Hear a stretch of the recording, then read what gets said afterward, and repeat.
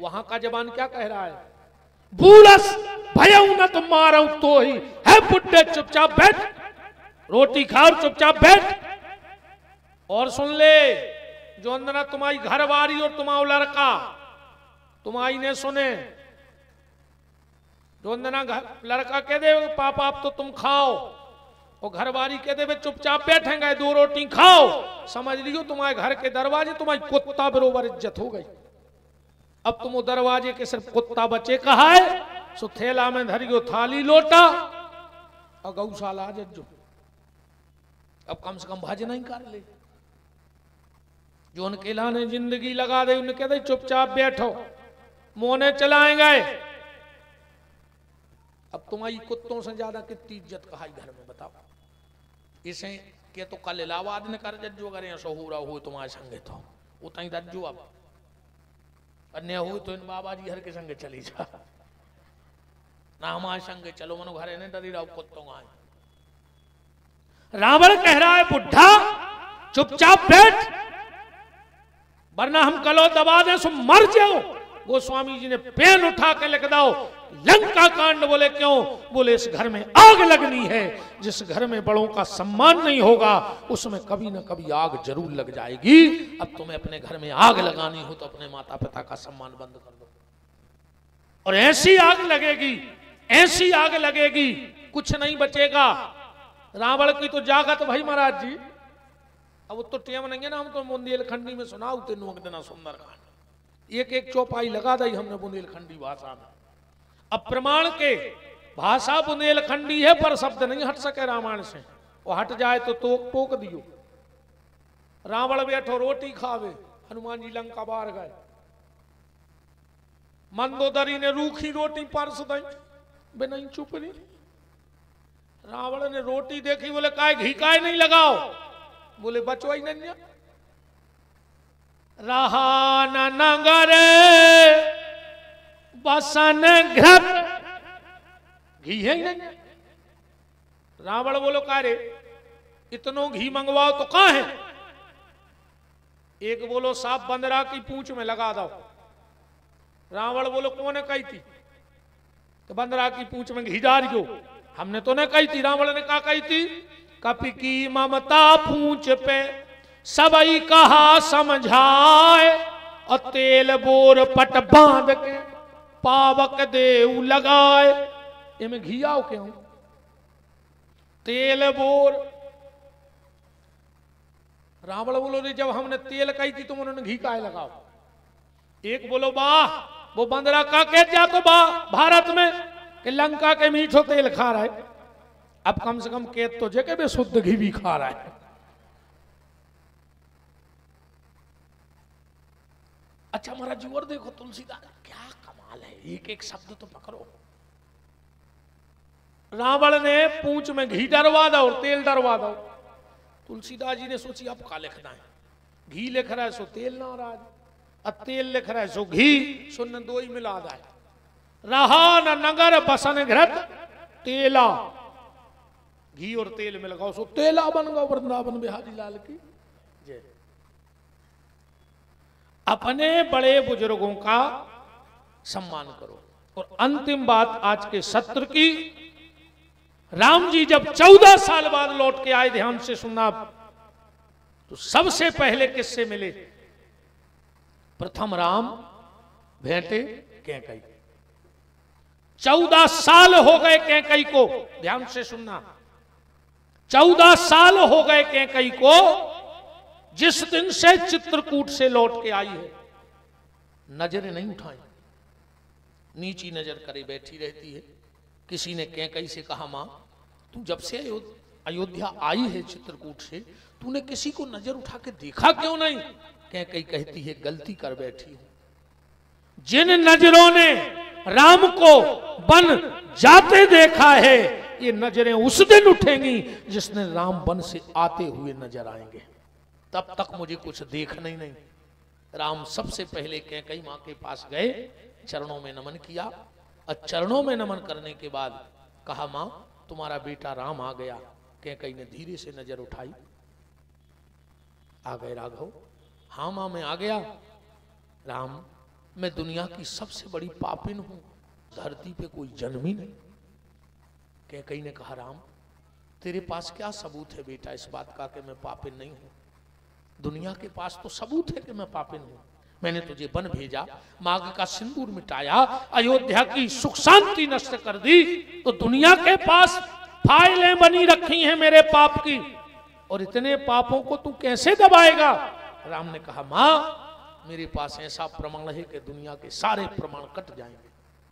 क्या प्रमाण है? राम ने कहा मां मैं ये घोषणा करता हूं कि कैकई दुनिया की सबसे पुण्यात्मा मां है, और उसका प्रमाण यह है जिसने भरत जैसे संत को जन्म दिया हो वो मां पापिन हो ही नहीं सकती, क्योंकि पापिन मां भरत जैसे पुत्र को जन्म नहीं दे सकती। अरे संत को जन्म देना बहुत बड़ी बात है, और फिर भरत जैसा संत। कैकई ने कहा राम मैं क्या तुझसे कुछ मांग सकती हूं? बगल में भरत जी खड़े थे। कहा राजमाता कैकई। पूरी अयोध्या सन्न रह गई। न जाने कैकई फिर से वनवास न मांग ले। वो पूरी अयोध्या को भरोसा है कि अगर कैकई ने एक बार कह दिया कि राम लौट जाओ तो राम लौट जाएंगे। तो भरत ने चिल्ला के कहा राजमाता कैकई। राम ने कहा भरत उंगली नीची कर, मैं 14 साल के लिए क्या चला गया? तूने मेरे कुल की मान मर्यादा सब नष्ट कर दी। भरत जी चरणों में गिर पड़े, भैया मुझसे क्या गलती हो गई? आपने इतना बड़ा शब्द बोल दिया कि मैंने अयोध्या की मर्यादा मिटा दी। क्या मिटाया मैंने भैया?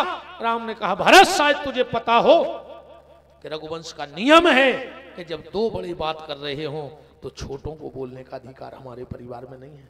जब मैं और मेरी मां बात कर रहे थे, और ये भी ध्यान से सुनना, एक एक शब्द पकड़ना, मेरे पास इतना टाइम नहीं है। कभी भाई भाई में अगर झगड़ा हो जाए तो बीच में पत्नी को नहीं बोलना चाहिए, क्योंकि जब दो भाई झगड़ा करते हैं और बीच में पत्नी बोलती है तो वो झगड़ा मिटता नहीं, वो पेट्रोल का काम करती है। इसलिए मेरी बहनों, वो भाई भाई हैं, कभी ऊंच नीच घर में होती रहती है। अगर कभी भाई भाई में झगड़ा हो, पर तुम देवरानी जेठानी मत लड़ना और उन दोनों भाइयों के बीच में मत बोलना। आखिरी में खराब तुम हो जाओ, वो खून आए वो तंग जे है। जो भी ध्यान से सुनना चाहिए। कभी चाचा ताऊ में झगड़ा हो जाए और अगर घर में बच्चे हो तो उस वक्त बच्चों को भी नहीं बोलना चाहिए, वो भाई भाई का मैटर है। राम ने कहा मां वही 14 साल पुराना राम फिर सामने खड़ा है, मांगो। तुम्हारे कहने में देर होगी पर राम के करने में देर नहीं होगी। कैकई ने आंखों में आंसू भर के कहा राम अगर बेटा मुझे कुछ देना चाहता है तो एक वरदान दे दे, इस भरत से मुझे मां कहलवा दे। 14 साल हो गए इस भरत ने मुझसे मां नहीं कहा है। जब भी बुलाता है कहता है आओ राजमाता कैकई आओ। राम ऐसे लगता है जैसे किसी ने गरम भाला मेरी छाती में घोंप दिया हो। राम एक बार इससे मां कहलवा दे। राम भरत के पास गए, बोले भरत तो उससे कुछ मांगू बेटा? भैया सब तुम्हारा है। मांगू? सब तुम्हारा है। बोले सोच ले, जो मांगूंगा देगा।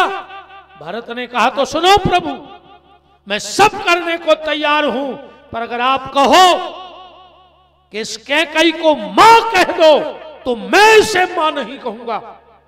कैकई ने कहा बस राम, इसने मुझसे भली मां नहीं कहा पर इसके मुंह से मां शब्द निकल तो गया। मुझे तो मां शब्द सुनना था, इसने मां कहना ही बंद कर दिया था।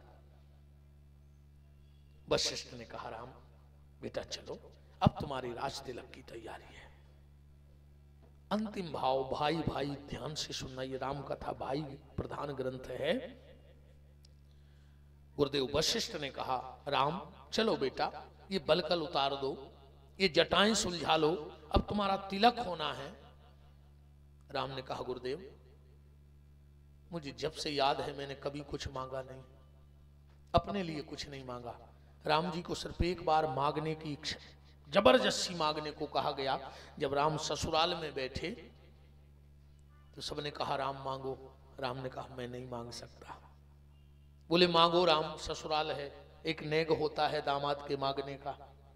राम ने कहा अगर मांगना ही पड़े तो खुद के लिए नहीं मांगूंगा। फिर बोले जितने मेरे साथ कुंवारे लड़के आए हों उनका ब्याह करवा दो नेंग में, मुझे यही चाहिए। फिर भी राम ने अपने लिए कुछ नहीं मांगा। आज राम ने कहा गुरुदेव मेरी इच्छा है कि राम का भी मन आज मांगने को अयोध्या में कुछ हो रहा है, क्या अयोध्या वाले राम को देंगे? और मुझे भरत से चाहिए। गुरुदेव वशिष्ठ ने कहा राम लगता तो नहीं कि भरत मानेगा, फिर भी हम बात कर लेते हैं, बताओ क्या बात है? बोले गुरुदेव मेरी इच्छा है कि मेरी जटाएं निकाली जाएं, मेरे बलकल उतारे जाएं, उसके पहले मैं भरत की जटाएं सुलझाना चाहता हूं, मैं भरत के बलकल हाथ से उतारना चाहता हूं। गुरुदेव वशिष्ठ गए, बोले भरत महाराज राम की ऐसी इच्छा है। भरत जी बोले मंजूर है, पर एक शर्त हमारी भी दे है, कमरा के भीतर जो काम न हो जाए, पूरी अयोध्या देखेगी और अगर उनको मंजूर हो कि वो पूरी अयोध्या के सामने मेरी जटाएं सुलझा दें, मेरे बलकल उतार दें, तो मुझे कोई दिक्कत नहीं है। पूरी अयोध्या चारों तरफ इकट्ठी हो गई।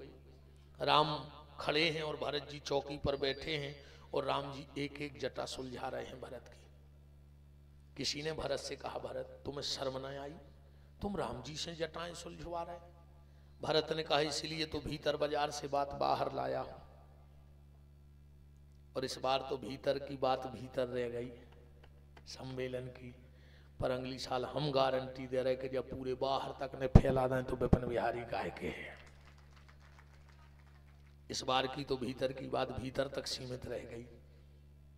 अपने धन को सीमित छुपा के रखना, पर कुछ धर्म करना तो उसको भीतर से बाहर के बाजारों में भी बिखेर देना, क्योंकि धर्म की आवश्यकता हर व्यक्ति को है। जैसे तो भरत ने कहा मैंने इसीलिए भीतर की बात बाहर लाने के लिए अगले साल का सम्मेलन करवा दिया, इसीलिए मैं बाहर आके जटाएं सुलझवा रहा हूं। मतलब भरत ने कहा जटाओं का मतलब है जीवन की जटिलताएं। जीवन की जटिलताएं व्यक्ति अपने सिर पे रख तो सकता है, पर सुलझाने का काम तो परमात्मा का है। व्यक्ति जीवन की जटिलताएं नहीं सुलझा सकता। वो बोझ रख सकता है, पर सुलझाएंगे भगवान। और इनको और मुझे नहीं पता, शायद ये भाव पूज